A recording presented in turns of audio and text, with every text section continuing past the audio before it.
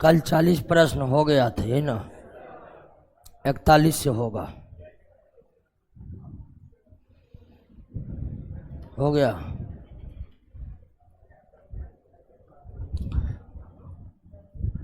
आइए देखिए 41 नंबर प्रश्न को। कह रहा यदि M1 तथा, ध्यान दीजिएगा इस प्रश्न पर,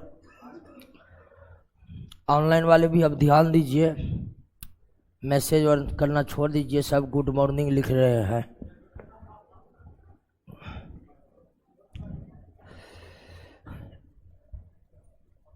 यदि M1 तथा M2 द्रव्यमान के दो वस्तु टकराने से पहले उनके वेग क्रमशः U1 तथा U2 एवं टक्कर के बाद उन वस्तु का वेग क्रमशः V1 तथा V2 हो तो संवेग संरक्षण सिद्धांत के अनुसार निम्नांकित में कौन मान्य है?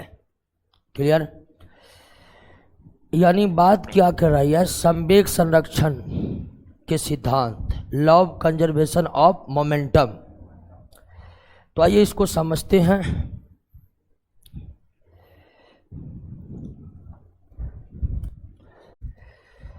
संवेग संरक्षण सिद्धांत कहता है कि अगर दो वस्तु टकराती है तो टक्कर से पहले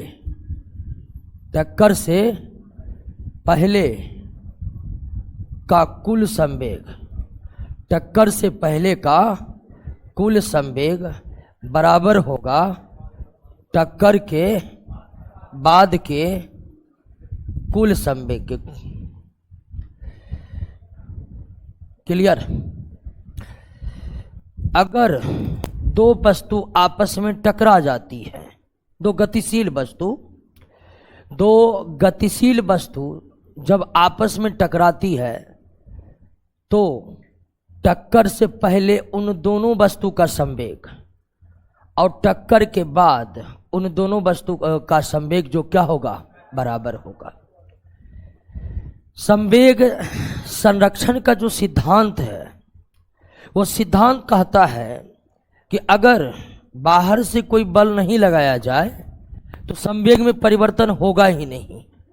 एक वस्तु जो mv संवेग से गतिशील है, जब तक इस पर बल नहीं लगेगा तब तक इसके संवेग में कोई परिवर्तन नहीं हो सकता है। तो दो या तीन या कितने भी वस्तु आपस में टकरा गया तो आपस में टकराने से बाहर से कोई बल लगा नहीं, वो आपस में क्या हो गया है? टकरा गया है। तो आपस में टकराने की स्थिति में, गतिशील वस्तु के आपस में टकराने की स्थिति में टक्कर से पहले टकराने वाले सभी वस्तुओं का कुल संवेग बराबर होगा टक्कर के बाद टकराने वाले सभी वस्तुओं के कुल संवेग के बराबर। क्लियर?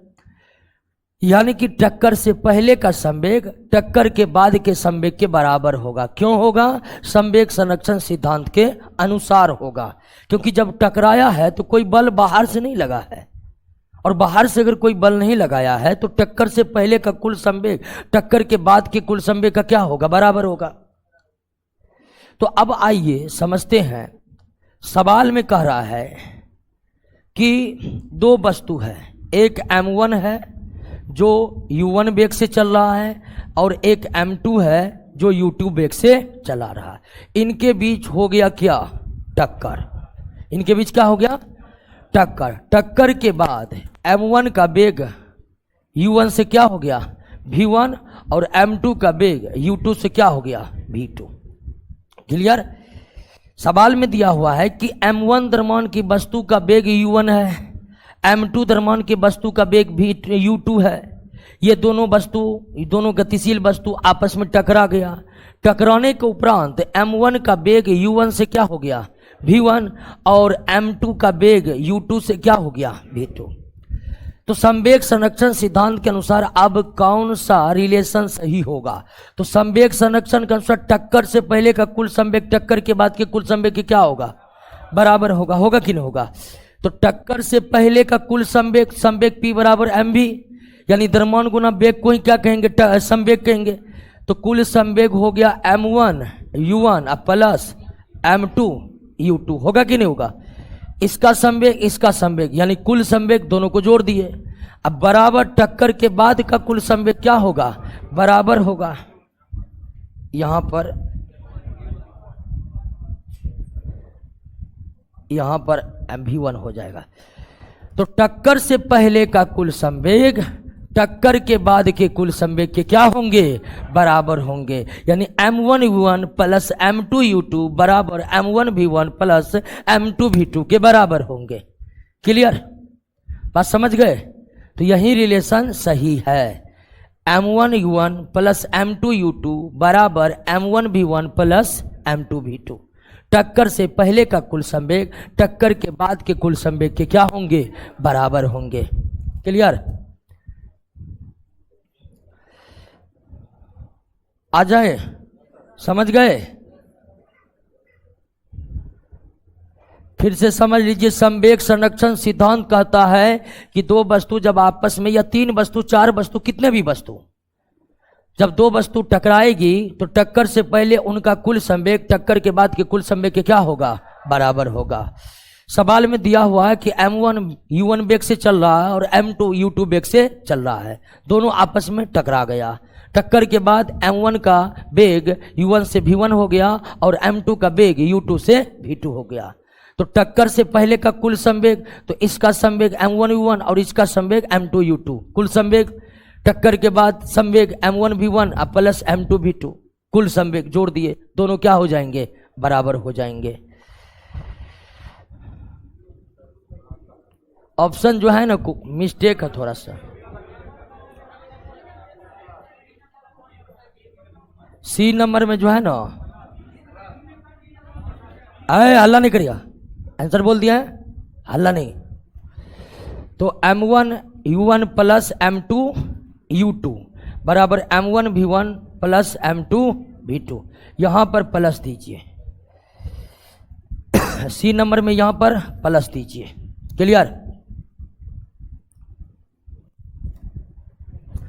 सी नंबर में माइनस की जगह प्लस दीजिए, तब सही हो जाएगा। कोई भी ऑप्शन जो है सही नहीं होगा। तो m1 v1 plus m2 u2 बराबर m1 v1 plus m2 v2, संवेग संरक्षण के अनुसार यही मान्य होगा। ठीक है ना?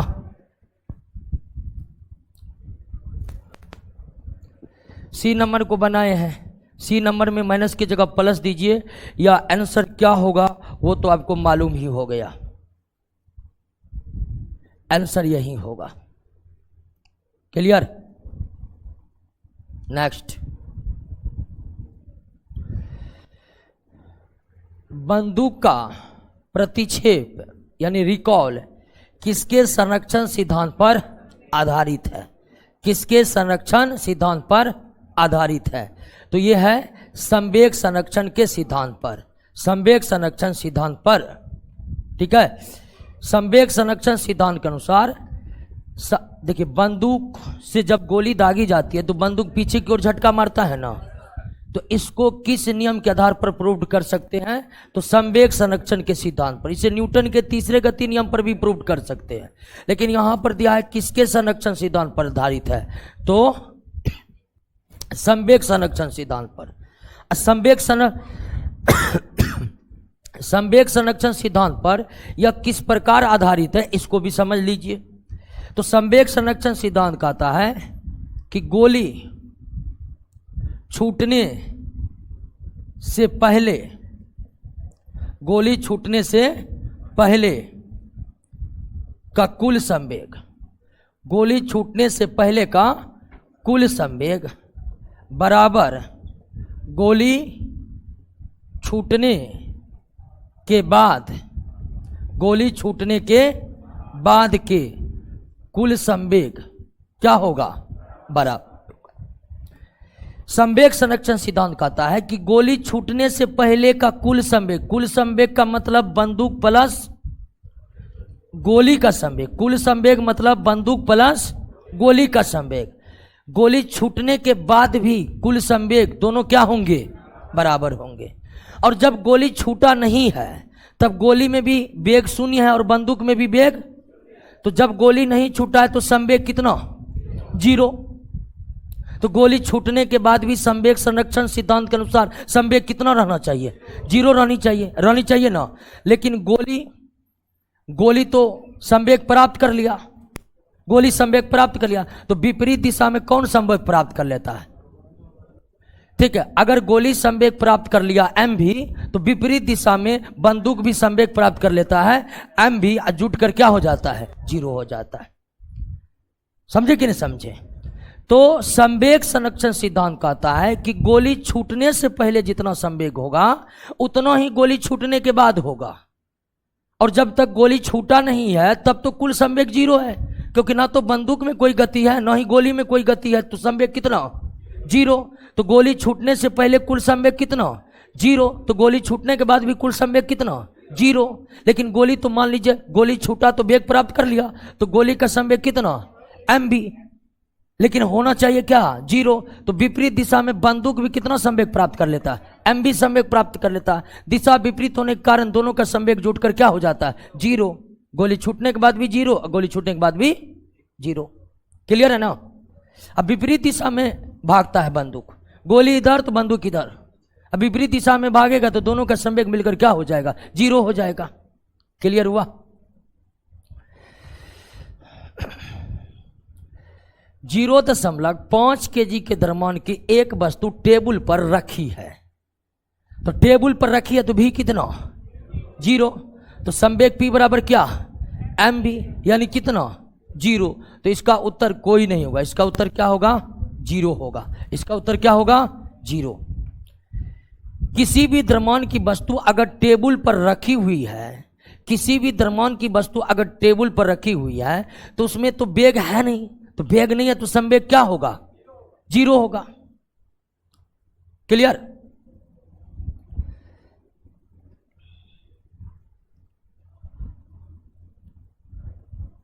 आगे बढ़े। पदार्थ के संवेग और वेग के अनुपात से द्रव्यमान, ये क्वेश्चन हो चुका है, पिछले क्लास में हो चुका है ना। आइए दोस्तों, किसी भी स्थिर या गतिशील वस्तु की स्थिति और दिशा में तब तक कोई परिवर्तन नहीं होता जब तक कि उस पर बाह्य बल सक्रिय ना हो, जब तक उस पर बाह्य बल सक्रिय ना हो। यह न्यूटन गति का प्रथम नियम है, और न्यूटन गति के प्रथम नियम से ही बल की परिभाषा प्राप्त होती है। बल की, न्यूटन गति के प्रथम नियम से ही बल की परिभाषा प्राप्त होती है। और बल की क्या परिभाषा प्राप्त होती है? इसका मतलब है कि कह रहा, देखिए, किसी भी स्थिर या गतिशील वस्तु की स्थिति और दिशा में तब तक कोई परिवर्तन नहीं होता जब तक कि उस पर कोई बाह्य बल सक्रिय ना हो। इसी कथन से आपको क्या निकल जाएगा? बल की परिभाषा निकल जाएगा। किस प्रकार निकलेगा? तो बल वह कारक है जो स्थिर या गतिशील वस्तु के स्थिति में परिवर्तन कर देता है या परिवर्तन करने की चेष्टा करता है। बल वह भौतिक राशि है जो स्थिर या गतिशील वस्तु की स्थिति में परिवर्तन ला देता है या परिवर्तन लाने की चेष्टा करता है। क्लियर? अब ध्यान दीजिएगा थोड़ा सा। गैलीलियो का जड़त्व नियम, गैलीलियो का जड़त्व नियम और न्यूटन के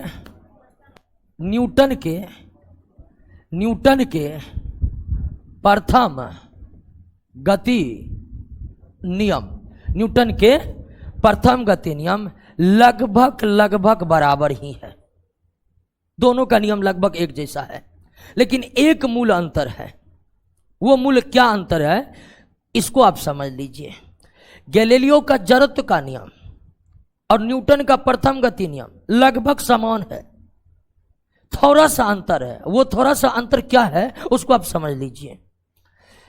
गैलीलियो का जड़त्व नियम क्या कहता है? गैलीलियो का जड़त्व नियम कहता है कि स्थिर वस्तु स्थिर रहना चाहती है, स्थिर वस्तु स्थिर रहना चाहती है। गतिशील वस्तु गतिशील वस्तु गति में ही रहना चाहती है। क्लियर? स्थिर वस्तु यानी जो विराम में है, रेस्ट में है, स्थिर वस्तु स्थिर ही रहना चाहती है। गतिशील वस्तु गति में ही रहना चाहती है। आखिर क्यों? तो जड़त्व के गुण के कारण, इनर्शिया के गुण के कारण। एक गतिशील वस्तु गति में ही रहना चाहती है और स्थिर वस्तु स्थिर ही रहना चाहती है। आखिर क्यों? तो जड़त्व के कारण।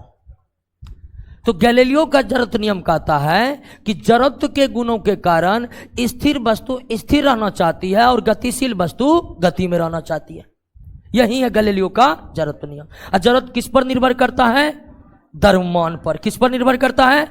यानी जिस वस्तु में जितना अधिक द्रव्यमान होगा उस वस्तु में उतना अधिक जड़त्व का गुण होगा और वह वस्तु अपने स्थिति में परिवर्तन का उतना ही ज्यादा विरोध करेगा। अब न्यूटन का प्रथम गति नियम कहता है कि स्थिर वस्तु स्थिर रहना चाहती है, गतिशील वस्तु गति में रहना चाहती है, लेकिन तब तक जब तक उस पर बल ना लगे।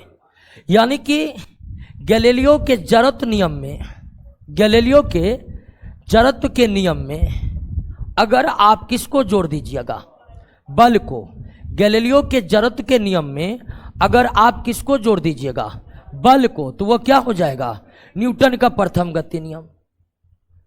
तो न्यूटन के प्रथम गति नियम और गैलीलियो के जड़त्व नियम में केवल किस शब्द को लेकर अंतर है? बल को लेकर अंतर है। जड़त्व का नियम यह कहता है कि स्थिर वस्तु स्थिर ही रहना चाहती है, गतिशील वस्तु गतिशील ही रहना चाहती है जड़त्व के गुणों के कारण। और न्यूटन का प्रथम गति नियम कहता है कि स्थिर वस्तु तब तक स्थिर रहेगी, गतिशील वस्तु तब तक गति में रहेगी जब तक कि उस पर बल ना लगे। यानी बल वह कारक है जो वस्तु पर लगकर उसके जड़त्व के गुणों को नष्ट कर देगा, उसके जड़त्व के गुणों को नष्ट कर देगा। क्लियर? बात को समझ गए कि नहीं समझ गए? कोई दिक्कत नहीं ना? तो जब कभी आपको लगे कि गैलीलियो का यह जड़त्व नियम है, कि यह न्यूटन का प्रथम गति नियम है, तो आप सिर्फ एक बात को खोजिएगा। अगर बल का जिक्र है तो वह निश्चित ही किसका नियम होगा, और बल का जिक्र नहीं है तो वह किसका नियम होगा? गैलीलियो के जड़त्व नियम और न्यूटन के प्रथम गति नियम में केवल एक मूल शब्दों को लेकर अंतर है। किसका? बल का। तो गैलीलियो का जड़त्व नियम और न्यूटन का प्रथम गति नियम लगभग समान है, बस किसको लेकर अंतर है? बल को लेकर अंतर है। बल का जिक्र हुआ तो वो जड़त्व का नियम नहीं है, वो न्यूटन का प्रथम गति नियम है। बात समझ गए? नेक्स्ट,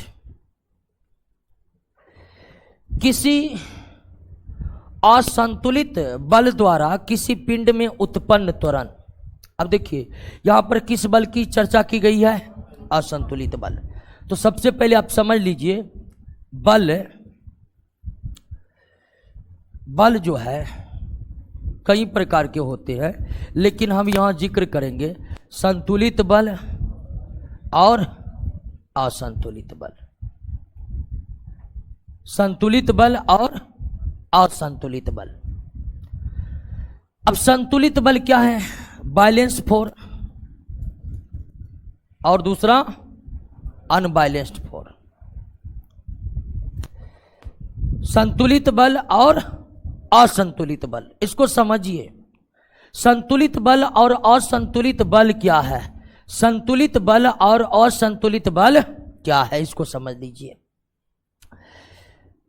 मान लीजिए कि ये बोर्ड है या घर की छत, ऑनलाइन वाले भी ध्यान दीजिएगा, घर की छत पर कोई बल लग रहा है। घर का छत है तो क्या उस पर बल भी लग रहा है? घर की छत पर बल लग रहा है? बिल्कुल लग रहा है। गुरुत्व बल तो लग रहा ही ना है। पृथ्वी किसी भी वस्तु को गुरुत्व बल की तरफ से अपनी ओर खींचती है, तो घर की छत पर पृथ्वी का गुरुत्व बल तो लग रहा है, लेकिन छत जिस बीम पर टिका हुआ है वह बीम गुरुत्व बल के विरुद्ध छत पर बल लगा देती है। इसीलिए छत अपने स्थान पर टिकी हुई रहती है कि नहीं? तो ऐसा बल जिसका प्रभाव शून्य हो उसे क्या कहते हैं? छत पर गुरुत्व बल लग रहा है जो छत को नीचे की तरफ खींच रहा है, लेकिन बीम न्यूटन के तीसरे गति नियम के अनुसार विपरीत में उतना ही बल ऊपर की तरफ लगा रहा है, इसलिए छत अपने स्थान पर क्या है? स्थिर है। तो जब बलों का प्रभाव शून्य हो तो उसे क्या कहते हैं?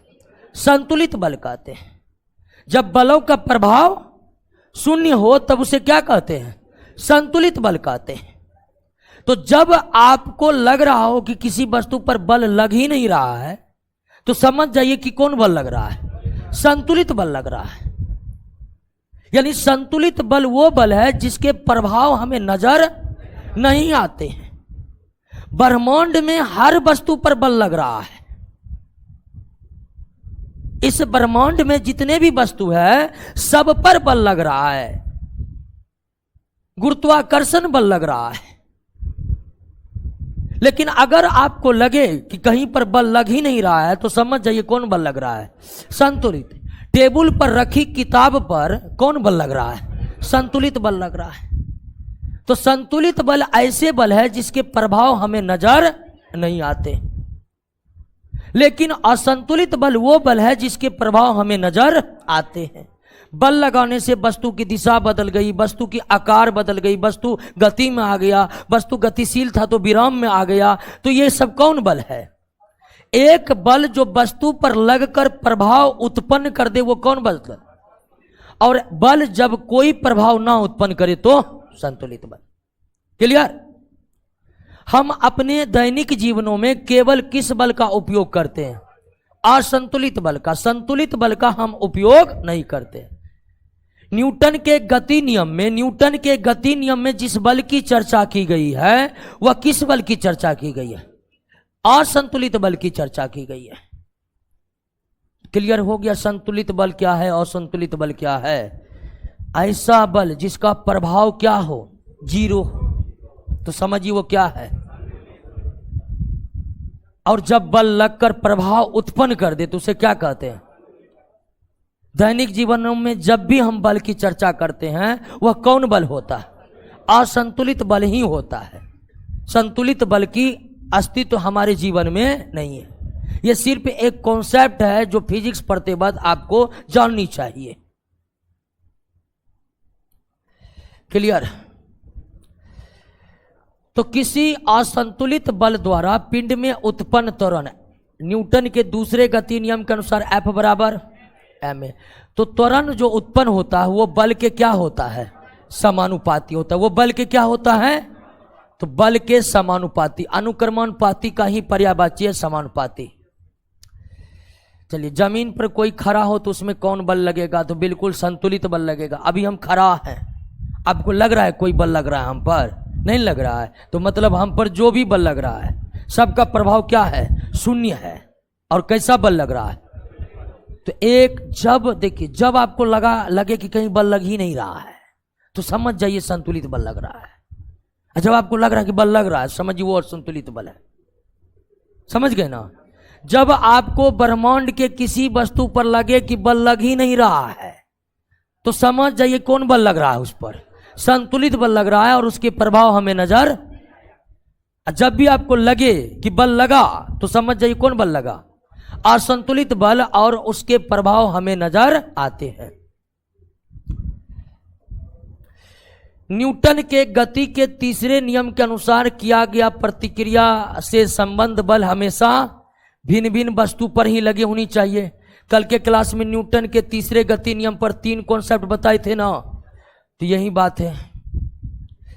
प्रत्येक क्रिया के बराबर और विपरीत दिशा में एक प्रतिक्रिया होती है। क्या है? न्यूटन गति विषय तृतीय नियम। क्रिया और प्रतिक्रिया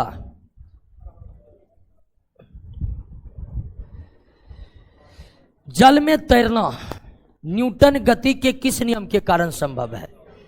तो जल में तैरना न्यूटन के तृतीय गति नियम के उदाहरण है। कैसे है? तो जब हम तैरते हैं तो हम अपने हाथों से पानी को क्या करते हैं? पीछे करते हैं। तैरते समय हाथों से हम जल को क्या करते हैं? पीछे की ओर धकेलते हैं। तो तैरते समय अपने हाथों से जब हम जल को पीछे की तरफ धकेलते हैं तो न्यूटन के तीसरे गति नियम के अनुसार जल हमें आगे की ओर धकेलता है, और आगे की ओर जब धकेलता है तो हम आगे बढ़ जाते हैं। यही प्रोसेस तैरना है। तो जल में तैरना न्यूटन के तीसरे गति नियम पर आधारित है। जल में तैरना न्यूटन के तीसरे गति नियम पर आधारित है। कोई पिंड तब तक विरामावस्था में बना रहेगा जब तक उस पर कोई बाह्य बल कार्य ना करे। तो यह किसका नियम है? न्यूटन का या गैलीलियो का? ध्यान दीजिए, आपको बोले कि गैलीलियो के जड़त्व नियम में बल का जिक्र नहीं है। गैलीलियो के जड़त्व के नियम में बल का जिक्र, यहां पर बल का जिक्र किया गया है। तो यह किसका होगा? न्यूटन का होगा। क्लियर? नेक्स्ट, बल की परिभाषा आती है। बल की परिभाषा आती है पहले नियम से। गति के पहले नियम से बल का परिभाषा आती है। दूसरे नियम से बल का फॉर्मूला आता है। और तीसरे नियम से बलों के बीच का संबंध आता है। गति के पहले नियम से बल का परिभाषा आती है, दूसरे नियम से बल का फार्मूला आती है, तीसरे नियम से बलों के बीच का संबंध पता चलता है। और बलों के बीच का संबंध यह है कि कहीं पर एक बल नहीं होता है। जहां भी होता है कितना बल होता है? 2 बल होता है। एक अकेला बल का अस्तित्व ब्रह्मांड में कहीं पर नहीं है। जहां कहीं भी बल है तो वहां पर कितने बल है? 2 बल है। एक क्रिया और दूसरा बल। 2 से अधिक भी हो सकता है कहीं पर, लेकिन 2 से कम बलों की उपस्थिति कहीं पर संभव नहीं है। तो बलों के बीच के संबंध यह है कि ब्रह्मांड में एक अकेला बल का अस्तित्व होता ही नहीं है। बल हमेशा जोड़े में ही कार्य करता है। बल हमेशा जोड़े में ही कार्य करता है। तो न्यूटन के प्रथम गति नियम से बल का परिभाषा ज्ञात होता है। न्यूटन के दूसरे गति नियम से बल का फार्मूला प्राप्त होता है। न्यूटन के तीसरे गति नियम से बलों के बीच का संबंध प्राप्त होता है। बलों के बीच का संबंध प्राप्त होता है। क्लियर? अगला, किसी पिंड के उस गुण धर्म को, उस कैरेक्टर को क्या कहते हैं जिससे वह सीधी रेखा में विराम या एक समान गति के स्थिति में किसी भी परिवर्तन का विरोध करती है? तो यह गुण क्या है? जड़त्व। जड़त्व के अस्तित्व का कारण क्या है? द्रव्यमान। जो वस्तु जितना अधिक द्रव्यमान वाली होगी उसमें उतना ही अधिक जड़त्व का गुण होगा। तो एक वस्तु में जो जड़त्व का गुण है, वह जड़त्व का गुण उसके द्रव्यमान के कारण होता है। और जड़त्व के गुणों के कारण ही वस्तु अपने स्थिति में परिवर्तन नहीं करना चाहती है। अर्थात स्थिर वस्तु स्थिर रहना चाहती है और गतिशील वस्तु गति में रहना चाहती है। न्यूटन के पहले गति नियम को क्या कहते हैं? गैलीलियो का जड़त्व नियम। न्यूटन के पहले नियम को क्या कहते हैं? गैलीलियो के जड़त्व नियम। नेक्स्ट, गाड़ी खींचता हुआ घोड़ा किस बल के कारण आगे बढ़ता है? ध्यान रखिएगा, इसको हम समझा सकते हैं तृतीय गति नियम के आधार पर। तृतीय गति नियम के आधार पर गाड़ी खींचता हुआ घोड़ा किस बल से आगे बढ़ता है, इसको समझने के लिए हमें तृतीय गति नियम के आधार पर तृतीय गति नियम की सहायता लेनी पड़ेगी। अब तृतीय गति नियम क्या है? तृतीय गति नियम के अनुसार कैसे? तो जब घोड़ा गाड़ी को खींचता है तो घोड़ा अपने पैर से घोड़ा अपने पैर से बल लगाता है किस पर? पृथ्वी पर। लगाता है कि नहीं? जब घोड़ा गाड़ी खींचता है गाड़ी को, तो अपने पैर से बल लगाता कहाँ? पृथ्वी पर। लगाता है कि नहीं? अब पृथ्वी पर जो घोड़ा बल लगाया, तो न्यूटन के तीसरे गति नियम से पृथ्वी भी लगाएगा किस पर? घोड़े पर बल, और उसी बल से घोड़ा आगे की ओर बढ़ता है। तो गाड़ी खींचता हुआ घोड़ा किस बल से आगे बढ़ता है? तो गाड़ी खींचता हुआ घोड़ा पृथ्वी द्वारा घोड़े पर लगाए गए बल से आगे बढ़ता है, न कि घोड़े के बल से। घोड़ा तो बल लगाता कहां पर? पृथ्वी पर। घोड़ा गाड़ी पर बल नहीं लगाता, घोड़ा लगाता है बल्कि हाँ पृथ्वी पर। तो न्यूटन के गति नियम के अनुसार उतना ही बल पृथ्वी लगाता है घोड़ा पर, और उसी बल से यानी पृथ्वी द्वारा घोड़े के पैर पर आरोपित बल से घोड़ा गाड़ी आगे की ओर बढ़ जाता है। क्लियर? नेक्स्ट, चलती हुई बस जब अचानक ब्रेक लगाती है, चलती हुई बस जब अचानक ब्रेक लगाती है, तो उसमें बैठे हुए यात्री की दिशा में, उसमें बैठे हुए यात्री आगे की दिशा में गिरते हैं। इसको किसके द्वारा समझाया जा सकता है? तो इसको समझा सकते हैं न्यूटन के पहले नियम या जड़त्व के नियम, या जड़त्व के नियम। इसे समझा सकते हैं न्यूटन के पहले नियम और जड़त्व के नियम से। कैसे? तो समझिए, गाड़ी चल रहा था, तो गाड़ी प्लस यात्री दोनों किस में है? गति में। क्लियर? गाड़ी गति था, तो गाड़ी और उसमें बैठा यात्री भी किस में है? गति में। लेकिन ब्रेक लगा किस पर? तो गाड़ी क्या हो गया? लेकिन यात्री पर ब्रेक लगा है? नहीं लगा है। तो यात्री जड़त्व के कारण किस रूप में है? लेकिन गाड़ी पर तो ब्रेक लगा दिया गया है। तो गाड़ी में ब्रेक लगा दिया गया यानी बल लगा दिया गया, तो गाड़ी रुक गया। लेकिन उस पर बैठा यात्री किस में है? जड़त्व के कारण गति में ही बना रहना चाहता है, तो गाड़ी जगह पर रुक गया, यात्री कुछ आगे की ओर बढ़ गया। तो ये किसके कारण हुआ? ये जड़त्व के कारण हुआ। और जड़त्व के कारण को हम समझा सकते किस पर? न्यूटन के प्रथम गति नियम के आधार पर। और इस तरह के जड़त्व को आप क्या कहिएगा?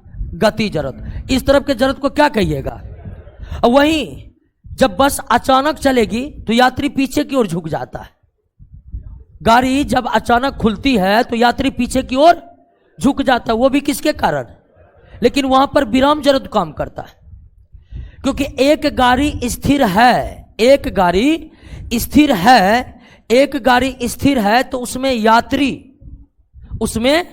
यात्री और गाड़ी दोनों विराम में है। लेकिन गाड़ी चल पड़ा, लेकिन यात्री विराम में ही रह गया, इसलिए वो क्या हो गया? पीछे की तरफ झुक गया। क्लियर हो गया ना? नेक्स्ट, रॉकेट काम करता है न्यूटन के तृतीय गति नियम के आधार पर। रॉकेट जो है भारी भरकम गैस छोड़ता है पीछे की तरफ। ये गैस पीछे की तरफ छोड़ता है तो गैस बल लगाता है आगे की तरफ, रॉकेट आगे बढ़ जाता है। अश्व यदि एकाएक चलना प्रारंभ कर दे तो अश्वरोही के गिरने की आशंका है किसके कारण? विराम जड़त्व के कारण, यानी विश्राम जड़त्व के कारण। यही ना कारण हो सकता है। क्रिकेट खिलाड़ी तेजी से आती हुई बॉल को क्यों अपने हाथ पीछे खींचकर पकड़ता है? इसे आप समझा सकते हैं द्वितीय गति नियम के आधार पर। द्वितीय गति नियम के आधार पर क्रिकेट का खिलाड़ी तेजी से आती हुई बॉल को क्यों अपने हाथ पीछे की ओर खींचकर पकड़ता है?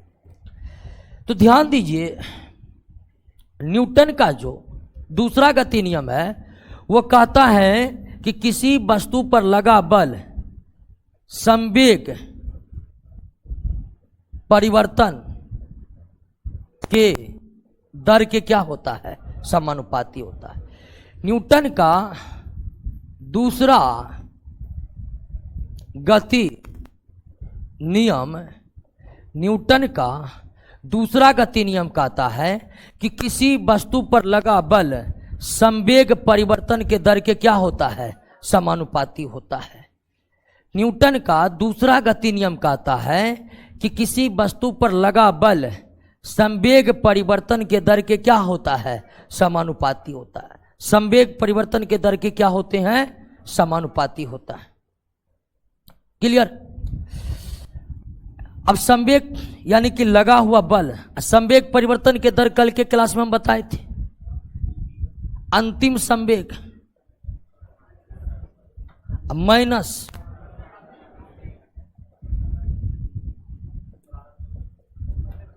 प्रारंभिक संवेग बटे समय, बटे समय। तो न्यूटन के दूसरे गति नियम के अनुसार बल और समय के बीच कैसा संबंध है, व्युत्क्रमानुपाती संबंध है कि नहीं है। बल और समय के बीच कैसा संबंध है, व्युत्क्रमानुपाती संबंध है। समय जितना अधिक होगा बल का मान उतना कम होगा, समय जितना अधिक होगा बल का मान उतना कम होगा। तो खिलाड़ी अपने हाथ को पीछे की तरफ खींचकर किसको बढ़ा देता है, जिससे क्या घट जाता है, और चोट कम से कम लगता है। क्लियर, बात को समझे कि नहीं समझे। न्यूटन का दूसरा गति नियम कहता है कि किसी वस्तु पर लगा बल संवेग परिवर्तन के दर के समानुपाती होता है, संवेग परिवर्तन के दर के समानुपाती होता है। तो बल जो है अगर संवेग परिवर्तन के दर के समानुपाती है तो संवेग परिवर्तन के दर को क्या कहते हैं। तो कोई वस्तु का संवेग था, बल लगा तो संवेग बदलेगा, तो बदला हुआ संवेग अंतिम संवेग का, पहले का संवेग प्रारंभिक संवेग, अंतर और जितने समय में प्रारंभिक से अंतिम हुआ वो समय। तो न्यूटन के दूसरा गति नियम बताता है कि बल और समय के बीच उल्टा संबंध है। आरोपित बल जितने अधिक समय तक आरोपित होगा उस बल का मान उतना ही कम होगा। तो एक क्रिकेट के खिलाड़ी कैच लेते समय हाथ को पीछे खींचकर समय के मान को बढ़ा देता है, जिससे बल का मान घट जाता है और उसे चोट कम से कम लगता है, उसे चोट कम से कम लगता है। अब आइए यहां पर जो बात बताए है ना, वहां पर ये ऑप्शन है ही नहीं। यहां पर बॉल विश्राम की स्थिति में आ सकती है, बॉल त्वरित रह सकती है, हो सकता है कि उसे कम बल लगाने की आवश्यकता है, हो सकता है उसे अधिक बल लगाने की आवश्यकता है। ये दोनों तो ऑप्शन होगा नहीं, क्योंकि कैच लेते समय बॉल जो है बल लगाएगा, व्यक्ति कैच लेने वाला बल नहीं लगाएगा। बल कौन लगाएगा, बॉल। तो कारण क्या है, समझ गए ना। यहां सबसे सर्वश्रेष्ठ विकल्प आपका क्या है, ए है। जो बात आपको बताए वह बात ऑप्शन में है ही नहीं, तो जो है उसी में हमको सर्वश्रेष्ठ का चयन करना है। तो जो ऑप्शन है उसमें सबसे सर्वश्रेष्ठ कौन है, ए है। कौन है, ए है, कि बॉल विश्राम की स्थिति में आ सकती है। नहीं तो मूल कारण क्या है कि खिलाड़ी अपने हाथ को इसलिए पीछे खींचता है कि बॉल के द्वारा लगाया गया, बॉल जो बल लगाएगा उसका समय अंतराल बढ़ जाए और बल का मान कम से कम हो जाए। खिलाड़ी अपने हाथ को पीछे की ओर खींचकर समय अंतराल को बढ़ाता है, जिससे बॉल के द्वारा लगाए गए बल का मान कम से कम हो सके, कम से कम हो सके।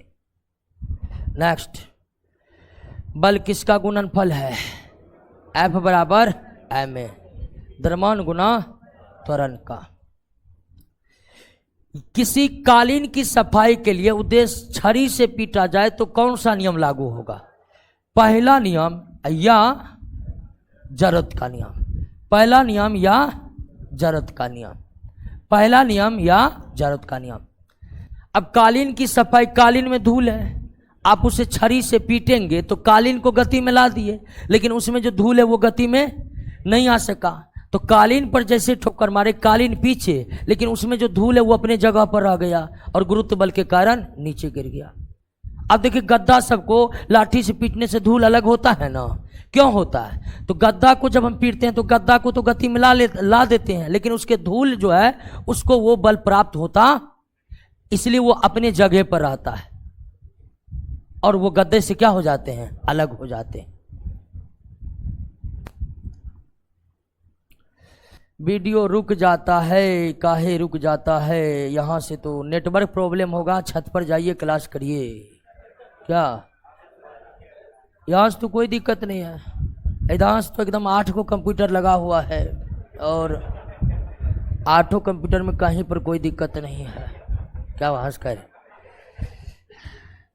कोई पिंड समान त्वरण से गतिशील है, समान त्वरण से गतिशील है। त्वरण का मतलब प्रति सेकंड वेग का बढ़ते जाना, प्रति सेकंड वेग का बढ़ते जाना, तो उसका वेग क्या होगा, बढ़ता जाएगा। कोई भी त्वरण हो, समान त्वरण हो या असमान त्वरण हो, वेग क्या होगा, बढ़ते जाएगा। वेग क्या होगा, बढ़ते जाएगा। एक ही दिशा में समान वेग से ए और बी दो पिंड जा रहे हैं, ए का आपेक्षिक वेग बी के साथ क्या होगा? देखिए समान दिशा में ए भी जा रहा है और उसी दिशा में बी भी जा रहा है। समान वेग से इसका भी वेग मान लीजिए अगर 20 मीटर पर सेकेंड है तो इसका भी वेग कितना है? तो समान वेग से ए जा रहा है और उसी वेग से बी जा रहा है। जिस दिशा में ए जा रहा है उसी दिशा में बी जा रहा है, तो दोनों का एक दूसरे का सापेक्षिक वेग क्या होगा, जीरो होगा। क्या होगा, जीरो होगा। यानी ए को लगेगा कि बी रुकल है, अभी को लगाएगा ए रुका हुआ है। समझे कि नहीं समझे? तो ट्रेन वाला आप सवाल बनाए होंगे, ट्रेन वाला, कि जब दो ट्रेन एक ही दिशा में एक समान गति से चलती है तो ट्रेन में बैठा यात्री को लगता है कि दोनों ट्रेन रुका हुआ है। तो जब समान गति से समान दिशा में दो वस्तु गतिशील है, दोनों का आपेक्षिक वेग एक दूसरे के विपरीत क्या होगा, शून्य होगा। क्या होगा, शून्य होगा। चलिए कार्य कंप्यूटर एक तो है सर 63 पर ध्यान दीजिएगा। शीशे की एक गोली दीवार से टकराकर नीचे गिर जाती है। शीशे का एक गोली दीवार से टकराकर नीचे गिर जाती है। क्लियर हुआ? ध्यान दीजिएगा इस प्रश्न पर। शीशे का एक गोली दीवार से टकराकर नीचे गिर जाती है। एक समान द्रव्यमान के टेनिस का गेंद समझते हैं ना? हाँ, टेनिस का गेंद वही जिसको कोस्को ठीक है। हाँ, कोस्को ब्रांड का नाम है। गौसम में टूर्नामेंट उसी बॉल से होता है, ठीक है, कोस्को बॉल से। वो टेनिस बॉल है वास्तव में। तो गौसम के टूर्नामेंट में अब उतना पैसा कौन लगाएगा, पैड खरीदेगा, बॉल खरीदेगा, और असली बॉल जो होता है एक ही बार चलता है, उसके बाद बदलिए।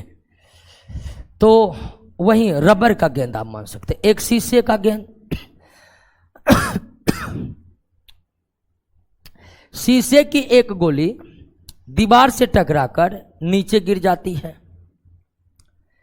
एक समान द्रव्यमान के टेनिस का गेंद समान वेग से दीवार से टकराकर वापस हो जाती है। सही उत्तर क्या होगा? सवाल पर ध्यान दीजिएगा। यह दीवार है, शीशा का गेंद टकराया और टकराकर क्या हो गया, गिर गया। तो मान लेते हैं शीशा के गेंद जो टकराया उसका संवेग क्या है, mv, टकराकर गिर गया तो संवेग क्या हो गया, 0। शीशे का गेंद अगर दीवार से टकराया है, शीशे का गेंद अगर दीवार से टकराया है तो उसके पास कुछ ना कुछ संवेग होगा कि नहीं। टकराने के बाद वो क्या हो गया, गिर गया, तो उसका संवेग जो कुछ भी था एकाएक क्या हो गया, 0 हो गया। अब अगर दीवार से टेनिस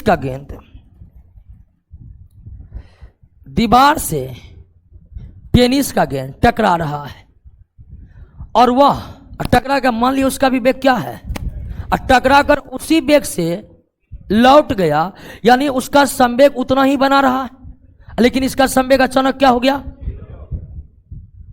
तो सही उत्तर यह होगा कि शीशा के बॉल का संवेग अचानक 0 हो गया, जबकि टेनिस के बॉल के संवेग में कोई परिवर्तन नहीं हुआ। बात यही न हुआ है। शीशा का गेंद दीवार से टकराया और शीशा के गेंद दीवार से टकराया तो टकराकर गिर गया, यानी जो भी संवेग था वो अचानक क्या हो गया। लेकिन टेनिस का गेंद टकराकर उसी वेग से लौट गया तो उसके संवेग उतना ही बना रहा, यानी कि टेनिस के गेंद में संवेग परिवर्तन नहीं हुआ, जबकि शीशे के गेंद में भयानक तरीके का संवेग परिवर्तन हुआ है कि नहीं है। तो सही उत्तर यह होगा कि टेनिस के गेंद में संवेग परिवर्तन नहीं हुआ, जबकि शीशे के गेंद में बहुत ज्यादा संवेग परिवर्तन हुआ, अचानक संवेग 0 हो गया। देखिए क्या होगा उत्तर।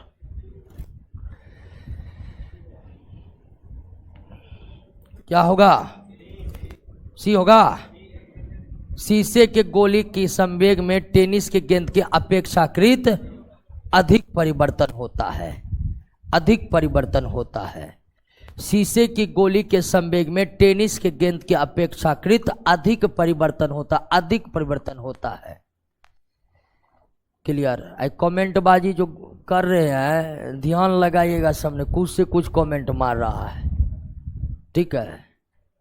एक तो एग्जाम सर पर है, गंभीरता बरतिए।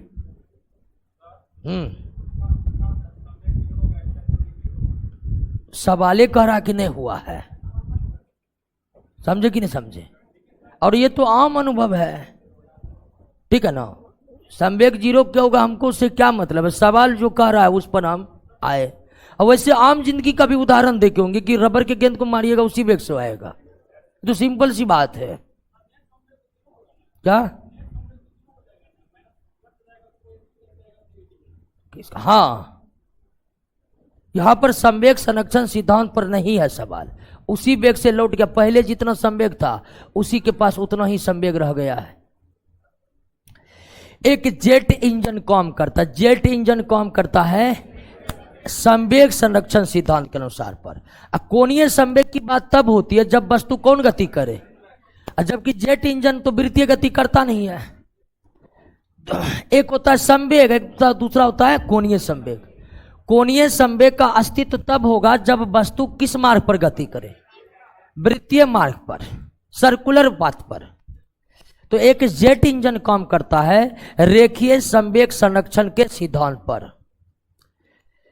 कण के गति के द्रव्यमान की सर्वोत्तम परिभाषा।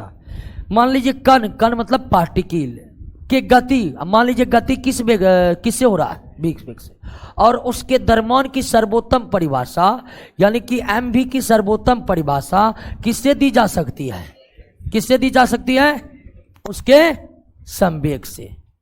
अगर किसी वस्तु के गति और द्रव्यमान को एक साथ बता देना है तो आप बताइए क्या, उस वस्तु का संवेग। संवेग एक ऐसी भौतिक राशि है, संवेग एक ऐसी भौतिक राशि है जो वस्तु के द्रव्यमान और वेग को एक साथ परिभाषित करता है, एक साथ परिभाषित करता है। क्लियर। बल का एसआई मात्रक न्यूटन होता है और 1 न्यूटन 10 के पावर 5 डाइन के बराबर होता है।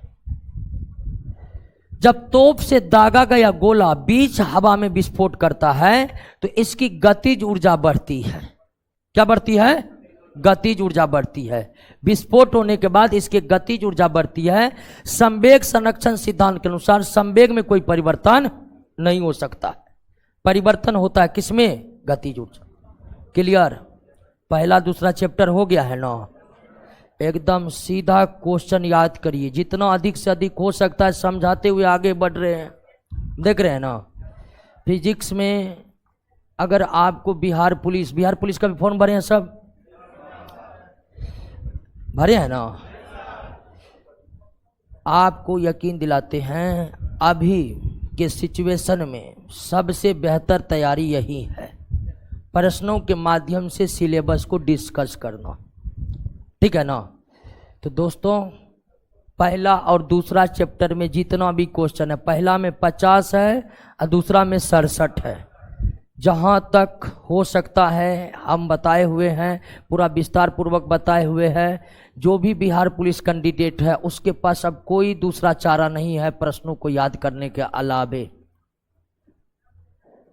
तो आज के क्लास को यहीं पर स्टॉप मारते हैं। अगले क्लास में हम तीसरे चैप्टर के प्रश्नों पर डिस्कस करेंगे। क्लियर।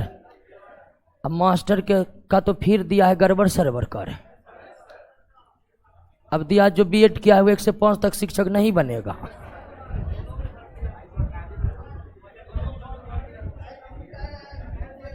गजब, लगता है कि मास्टर बनने नहीं देगा।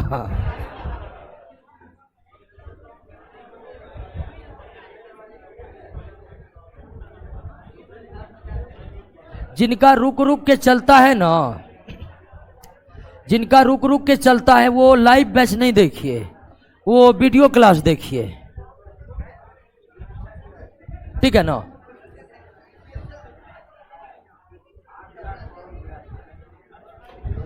तो मिलते हैं अगले क्लास में ग्रेविटेशनल चैप्टर के प्रश्नों के साथ। बंद कीजिए क्लास।